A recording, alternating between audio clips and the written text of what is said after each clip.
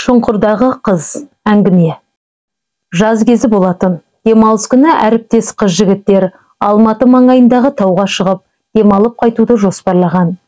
Өзімен өзі томаға тұйық жүретін Айдидар жалғыз барды. Қасындағы құрбысы жігітін ертіп алған. Келуін келгенімен Айдидар жалғызсырап, тау тасты оңаша шарлап кеткен. Келе жатқанда бір шұңғырға көзі түсті.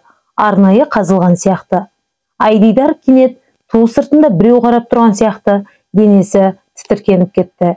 Неге екенін жан дүниесі әлгі жерде отыра бергісі келді. Құдды арбалып қалғандай.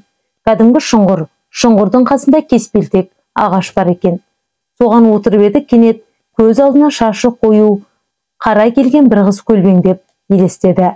Арғы жағынан шыққан бір жігіт қыздың шашынан сүйрей жөнелгендей. Қыз ентігіп қалған. Аяғын шалыс басып, сүрініп кеткені сол, қорқау жігіт шұңғырға қызды итере салды. Кино лентасын көріп отырғандай, арбалып қалған Айдидарды алыстан талып жеткен дауыс селт еткізіп оятқандай болды. Жалмажан есін жиып, мына жерден тезірек кеткісі келіп орнынан тұрған. Бірақ аяғы шөпке оратылып, шалынысып жіберер емес. Әріптестері Айдидардың бақандай жарты сағатқа жоқ болып кеткенін айтқанда өзі таңғалды. Бар жоғы 10 минут өткен сияқты, тіпті одан да аз секілді сезілді. Үйге келгеннен кейін басын көтере алмай ауырған Айдидар неше күннен бері бір түсті қайталап көріп мазасы қашты. Қыздың шашынан сүйреген жігіт біреу емес, кейде екі-үшеу болып кетеді. Кейде қыздың орнында Айдидардың өзі болады. Әлгі шұңғырда бірдеңенің болғаны анық. Ертесіне ішкі істер бөліміне өз аяғымен барған Айдидар бөлім басшысына кіргенде не айтарын білмеді. Тек кезекшіге сіз Құдайға жалпы тылсым дүниеге сенесіз бе деп сұрақ қойған. Сонан соң Айдидар өз басынан өткерген тылсым оқиғамен бөлісті.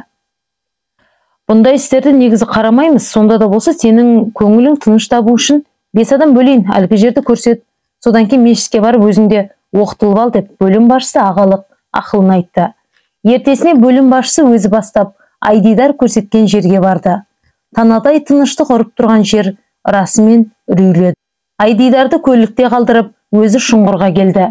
Шұңғыр жарты метрге жуық. Бұл жердің топырағы қайда екен деп жан-жағына қараған. Сәл әрірек апарып тастапты. Қазылғанда біраз уақыт өткен анық. Өйткені топырақ тапталып, үстіне шөп өсе бастаған. Айналаған барлау жасап жүрген бөлім басшысы шұңғыр қазып жатқан жігіттердің бірінің айғайы селт еткізді. Адамның аяқ киімі шыққан екен. Сол күні түнде Айдидар рахаттанып ұйықтаған.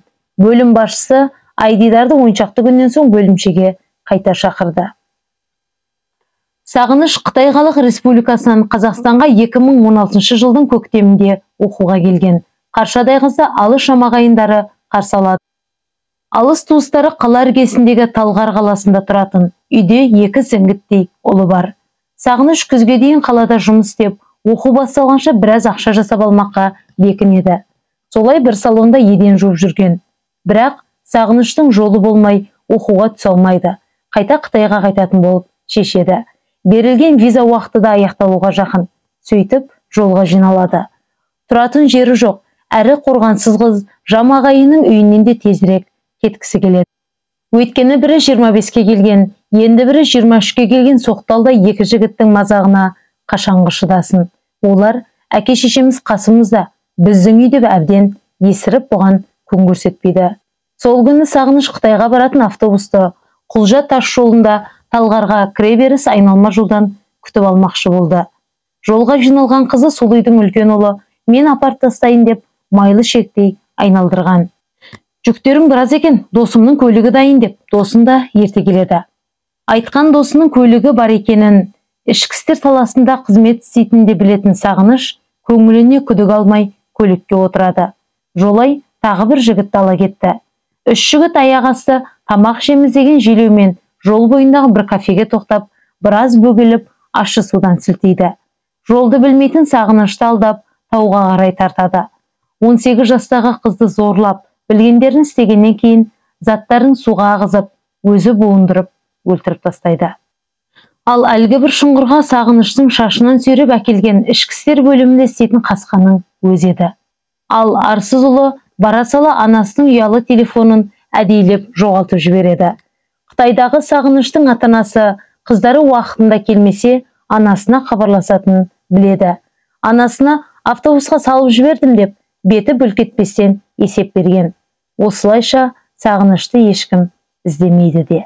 Бірақ жан түршігерлік қылмыс тылсым оқиғалармен өрбіліп барып ашылған еді.